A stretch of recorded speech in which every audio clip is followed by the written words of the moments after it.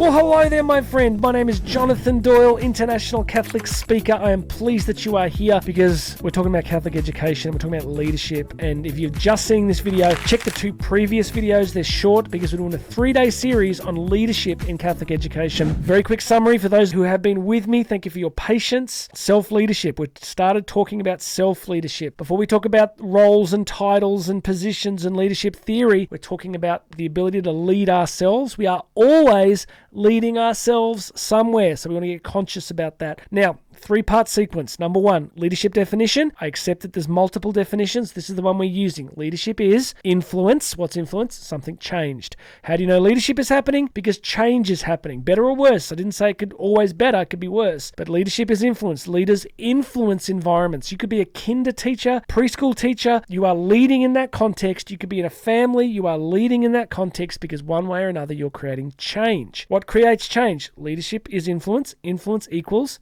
character. What's character? The innermost identity that we carry, slightly different to personality. So here's the third leg of this triumvirate of leadership goodness, and it's this. If leadership is influence and influence is character, what determines the character? Choices, decisions, decision making. 2 things. In my seminars, I teach Catholic educators a beautiful story about Aristotle. The Greek philosopher was once asked, how does the courageous person become courageous? And it was an interesting question because for the Greeks, they wanted to know, did Zeus make them courageous? Did they roll off the slopes of Mount Olympus at dawn and the summer solstice, just basted in sort of leadership and courage? And so they wanted to know were these inner characteristics we carry, were they innate to us or did they develop? And Aristotle said something very, very important. And he was saying this in a culture that was very geared to the concept of fate and the capriciousness of the gods who were like making people do things. Aristotle says, how does the courageous person become courageous? He said, well, they do courageous things. And Aristotle goes deeper into this, but he's basically saying we become what we do. And he famously said that excellence, therefore, is a habit. And a lot of the Catholic virtues tradition comes out of some of that thinking, right? So if leadership is influence, and influence is shaped by our character,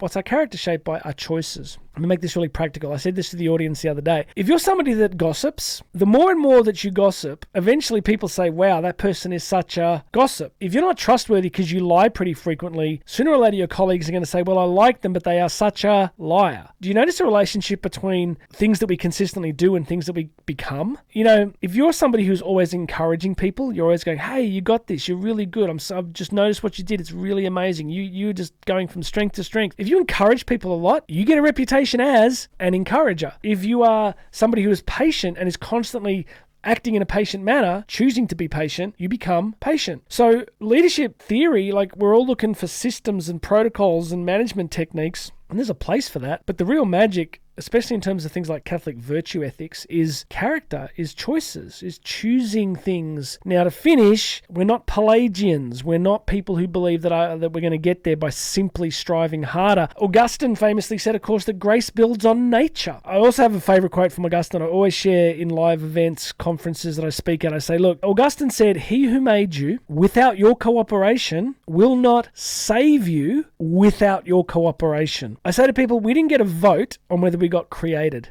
but we do get a vote on whether or not we get saved and transformed.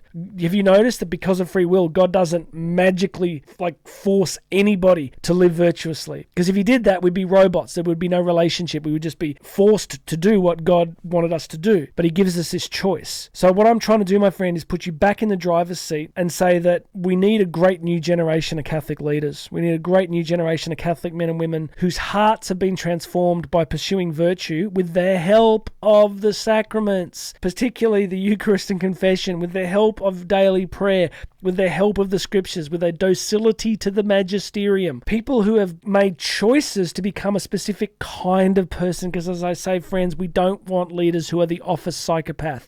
We want leaders who are integrated, relatively healthy, functional men and women who love Christ, love people, and have over time made choices to develop their character, because their character is going to be shaped by their choices, and that character is going to shape the influence they have as leaders. Okay, that's the big three. If you'd like me to come and talk to leaders, teachers at your school, your diocese about this, check out the website below, jonathandoyle.co. There's videos of me doing this live. Go check all that out. Instagram, JDoyle Speaks. Tomorrow, I'm going to talk about reverence. I lost my mind yesterday. We're going to talk about how, as Catholic teachers, we can teach reverence to young people. So that's tomorrow. God bless you, my friend. I hope this has been useful. Please make sure you're subscribed, and I'm going to have another message for you tomorrow.